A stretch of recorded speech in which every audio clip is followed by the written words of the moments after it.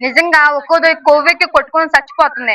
ఆ మొగుడు సంపాదిస్తాడంటే తిండి తిరిగి ఇంట్లో కూర్చోలేక రంకు మొగుళ్ళు ఒకటే తక్కువేరు. ఉన్న మొగుడిని సాధించిన చేత కాక రంకు మొగుళ్ళు కావాల్సి వచ్చింది. పెళ్లి చేసుకుని అంతగానం సంపాదించి నీకు టయానికి ఫుడ్ తీసుకొచ్చి పెడతాను. ఎవడు పెడతారమ్మా నిన్ను?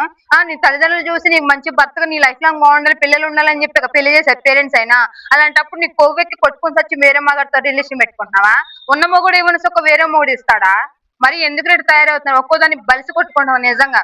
అది అంటే ఒకరు ఇద్దరు చూసాం మనం ఇంతకు ముందు కూడా బాయ్‌ఫ్రెండ్ కోసం భర్తలు చెప్పడం చూసాం.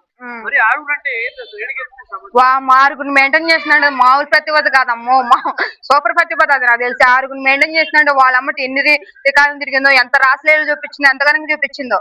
ఈ ఆరుగురు కామాంధుడు ఎట్ట తయారయ్యారా మీరు? ఎంత కామంగా ఉన్నారా మీరు? నాకు అర్థం కాదు.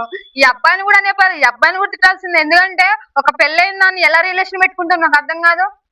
ఒక పెళ్ళైన ఆడదాన్ని, ఒక స్త్రీని దాన్ని నువ్వు వేరే రిలేషన్ ఎలా పెట్టుకుంటావు? నువ్వు సిగ్గు శర లేక తన్నేవాళ్ళు లేక తయారవుతున్నారు మా అంతా. అన్న చిన్నపిల్లలే చెప్తున్నావు అన్న, నోట్లో నేర్పడి కొరకలేని వాళ్ళ ఎవడన్నా ఇప్పుడు తెలివిలోనోడు, అందరు తెలివి ఉన్నోడే. నీకు పెళ్ళయింది ఆమె ఆంటీ రకం చూసి ఆంటీ నువ్వు రిలేషన్ పెట్టుకున్నావు అంటే నువ్వు ఎంత కామంగా తయారవుతున్నావు ఇది బట్టి అర్థమవుతుంది. ఒక్కొక్కరిని చెప్పు తీసుకుని తన్నే వాళ్ళకి తయారవుతున్నారు. ఉన్నోడికే పోషించాదుగానోడు 1000 రూపాయలు పెట్టి ఏం తీసుకొని పోషించలేనోడు వేరే రిలేషన్ పెట్టుకుంటాడు ఈ యాదవలో. అది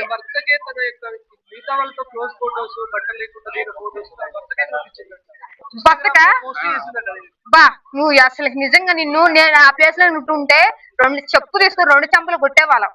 నువ్వు అసలు ఆడదానివేనా? నువ్వు ఆ చెప్ప వేరే రిలేషన్ మగాడితో పెట్టుకుని ఆ మొగుడికి సెండ్ చేసావంటే వాడు అసలు మొగుడు గుండె పగిలిపోయినది అప్పుడే వ్యాక్సిమం.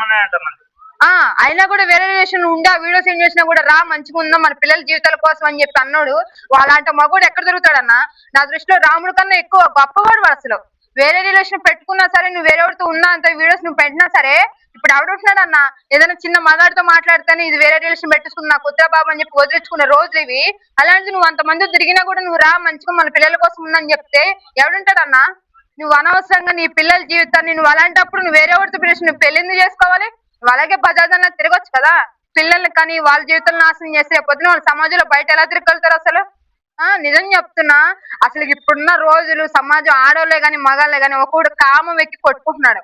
అది ఇలాంటి వాళ్ళని దేవుడు నిజంగా శిక్షిస్తే నువ్వు అనవసరంగా నీతో పాటు నీ పిల్లల జీవితాన్ని నీ మొగుడు జీవితాన్ని నాశనం చేసావు. ఏమన్నారు అసలుకి ఒక్కదాన్ని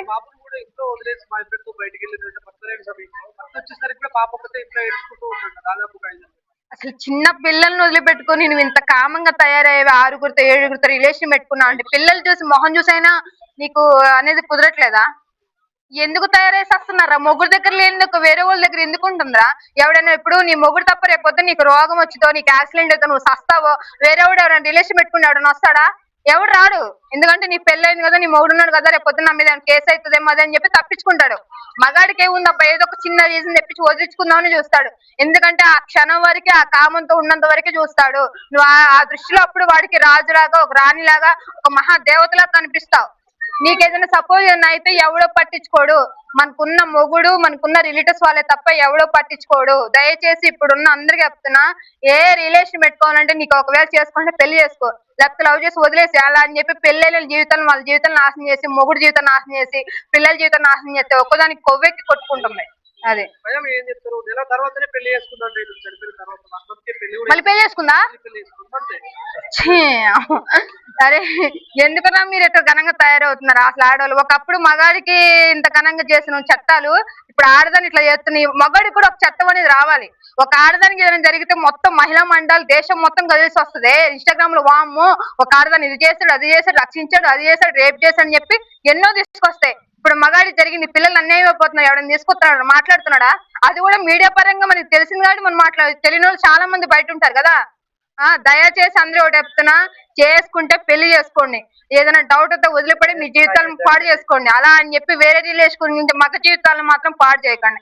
దయచేసి పెళ్లి చేసుకుని పిల్లల్ని చూసుకుంటాం అంటేనే పెళ్లి చేసుకున్న పిల్లలు కానండి. మాకు వేరేవాడు కావాలి వేరేవాడే సుఖమిత్రుడు డబ్బులు ఇస్తాడని చెప్పి ఉంటే దయచేసి మీ వల్ల పిల్లల జీవితం నాశనం చేయకండి. ఇంకొకటి